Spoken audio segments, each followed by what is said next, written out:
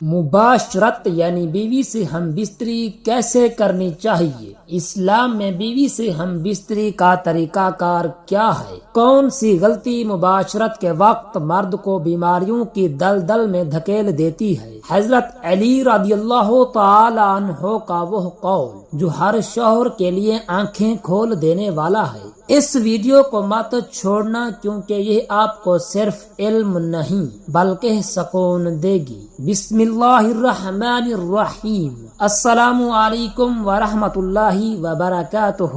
میرے پیارے دوستو، حضرت علی رضی اللہ تعالی عنہ نے وصیہ میں لکھا ہے کہ جب کبھی ارادہ مباشرت ہو تو اس نیت سے مباشرت کی جائے کہ زنا سے باز رہوں گا اور دل کو ادھر ادھر بھٹکنے سے فراغت ہوگی اور اولاد نیک بخت ہوگی۔ اس نیت کے ساتھ صحبت کرنے میں ثواب بھی ملے گا۔ امام غزالی رحمت اللہ تعالی علیہ نے لکھا ہے کہ حضرت جنید بغدادی رحمت اللہ تعالی علیہ فرماتے تھے کہ مجھ کو جماع کی حالت ایسی ہے جیسی غذا کی۔ غرض یہ کہ وقتاً میں بیوی غذا اور دل کی طہارت کا سبب ہے۔ اس وجہ سے جس شخص کی نظر اجنبی عورت پر پڑے اور اس کا نفس اس کی طرف شیک ہو، اس کو تاجدار انبیاء صلی اللہ علیہ وآلہ وسلم نے ارشاد فرمایا کہ اپنی بیوی سے صحبت کرے کہ صحبت کرنا دل کے وسوسہ کو دور کر دے گا،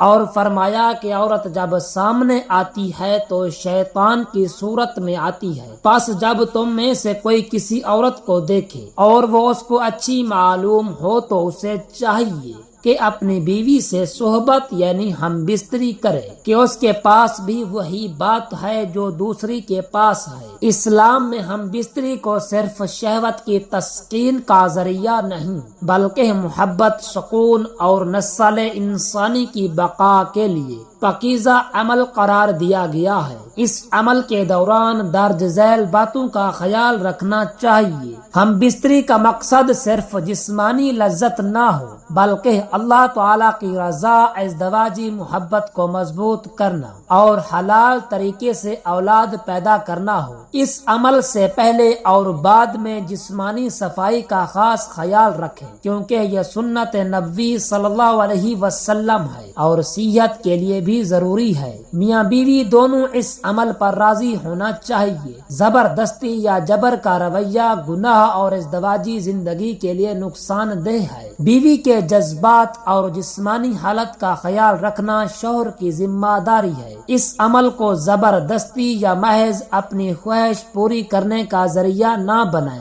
ہم بستری کا عمل مکمل رازداری اور پردے میں ہونا چاہیے کیونکہ یہ ازدواجی تعلق کی پاکیزگی کا حصہ ہے۔ اسلام نے مخصوص ایام یعنی حیض و نفاس اور شرمگاہ کے علاوہ کسی اور طریقے سے ہم بستری کو حرام قرار دیا ہے۔ یہ چند آداب ازدواجی زندگی کو خوشگوار بنانے میں مدد دیتے ہیں اور اللہ تعالیٰ کی رضا حاصل کرنے کا ذریعہ بنتے ہیں۔ محترم ناظرین، آئیے آتے ہیں اپنے موضوع کی طرف۔ مباشرت سے قبل کن باتوں کا خیال رکھنا چاہیے؟ نمبر 1، مباشرت یعنی ہم بستری اس وقت کرنی چاہیے جب کھانا ہضم ہو چکا ہو تاہم پیٹ بالکل خالی بھی نہیں ہونا چاہیے کیونکہ اس سے حرارت عزیزی اور روح زیادہ تحلیل ہو جاتی ہے اور اعضائے رئیسہ سخت کمزور ہو جاتے ہیں۔ نمبر 2، پیشاب وغیرہ کی حاجت ہو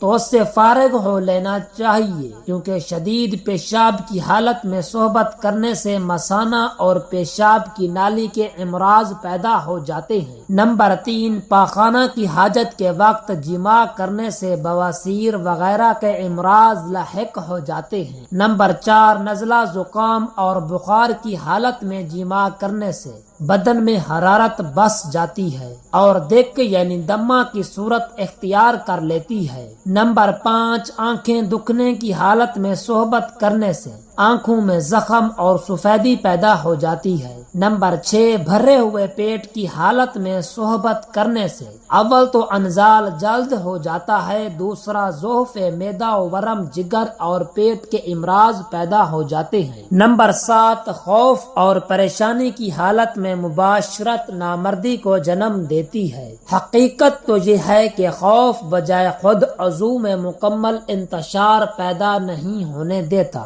اور طبیعت مباشرت کی طرف رجوع نہیں کرتی۔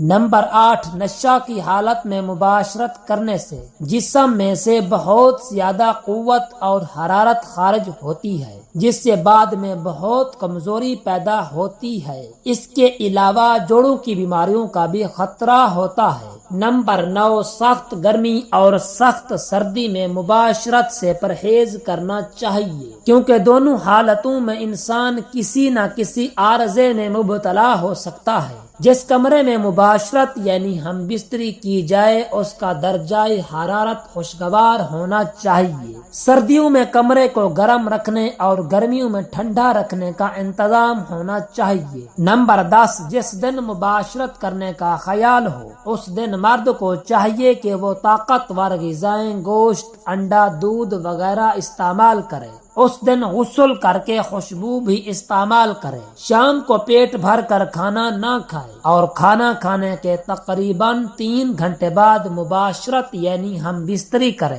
نمبر 11، سخت محنت اور تھکاوٹ کے بعد مباشرت سے کمزوری پیدا ہوتی ہے، لہذا ان صورتوں میں مباشرت نہیں کرنی چاہیے۔ نمبر 12، نیز مباشرت مکمل آزادی اور بے فکری کے ماحول میں کرنی چاہیے، جب تک مباشرت کی حقیقی خواہش نہ ہو اور عضو میں مکمل انتشار اور سختی نہ ہو۔ مباشرت سے پرہیز کرنا چاہیے۔ مباشرت سے قبل وضو کے بارے میں جدید سائنس کیا کہتی ہے؟ مباشرت یعنی ہم بستری کرنے سے پہلے آدمی وضو کا اہتمام کرے۔ معلوم ہوا کہ اسلام میں سونے کے آداب میں ہے کہ انسان کے لیے باوضو سونا بہتر ہے۔ دوسری حدیث میں وضو سے رہنے والے کو نبی اکرم صلی اللہ علیہ وسلم نے ایمان کی علامت قرار دیا ہے۔ اس لیے وضو بندے اور اللہ تعالیٰ کے مابین ایک راز ہے۔ مباشرت کی تیاری میں کن امور کا خیال رکھنا چاہیے؟ نمبر 1، شوہر اور بیوی دونوں باطہارت اور باوضو ہوں۔